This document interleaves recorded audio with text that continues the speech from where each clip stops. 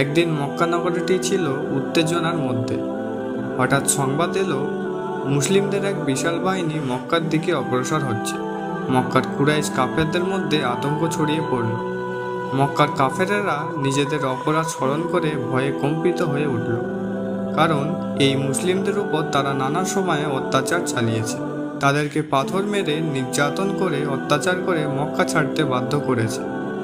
আজ সেই অত্যাচারিত মুসলিমরা শান্তির বাণী নিয়ে ফিরে আসছে।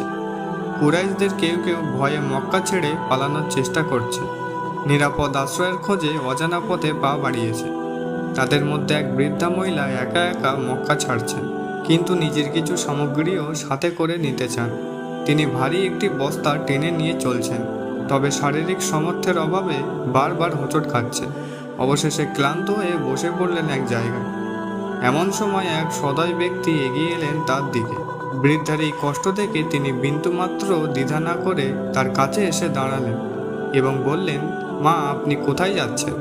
এই ভারী বস্তাটি নিয়ে চলতে তো বেশ কষ্ট হচ্ছে আপনার। আমি কি আপনাকে সাহায্য করতে পারি? বৃদ্ধা বেশ খুশি হলেন। তার কষ্টের সময় এমন একটি প্রস্তাব পাওয়া আশার প্রদীপের মতো মনে হল। বৃদ্ধা সম্মতি জানালে সেই ব্যক্তি বিনয়ের সাথে বস্তাটি নিজের কাঁধে তুলে নিলেন। এরপর বৃদ্ধার সাথে পা মিলিয়ে চলতে লাগলেন। যাত্রাপথে বৃদ্ধা তার সাথে কথা বলতে লাগলেন। বৃদ্ধা তাকে বললেন, বাবা, তুমি খুবই ভালো মানুষ।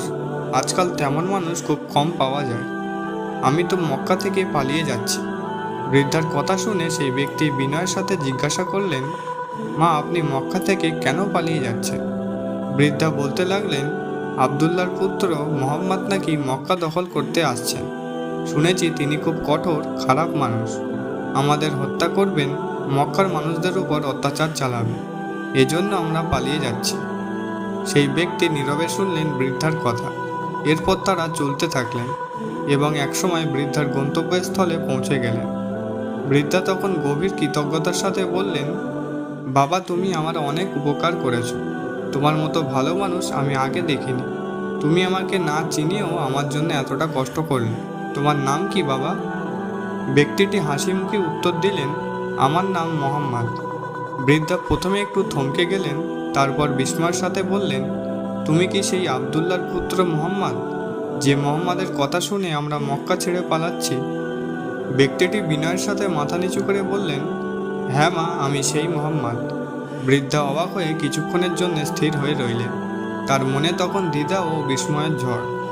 তিনি ভাবলেন, যার নামে এত ভীতি, যাকে নিয়ে এত গুজব রটেছে, তিনি তো একদমই সেরকম নন।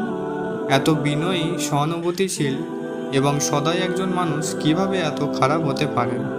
মুহূর্তের মধ্যেই তার মনে মুহাম্মদ সাল্লাল্লাহু আলাইহি সাল্লামের প্রতি গভীর শ্রদ্ধা ও ভালোবাসার অনুভূতি জেগে উঠল।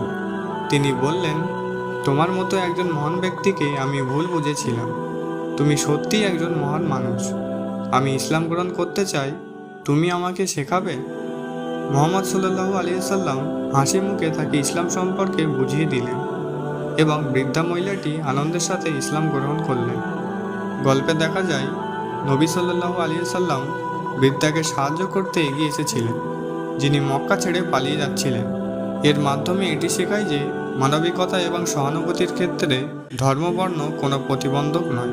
প্রকৃত মানবিকতা হলো অন্যের কষ্টে এগিয়ে আসা। কুরাইশরা নবীজির সম্পর্কে ভুল ধারণা রটিয়েছিলেন। বৃদ্ধা সেই গুজবে বিশ্বাস করেছিলেন, কিন্তু ব্যক্তিগত অভিজ্ঞতার মাধ্যমে তিনি জানতে পারলেন আসল সত্য কতটা ভিন্ন হতে পারে। এটি আমাদের শিক্ষা দেয় যে কারোর সম্পর্কে গুজব বা অন্যের কথায় না গিয়ে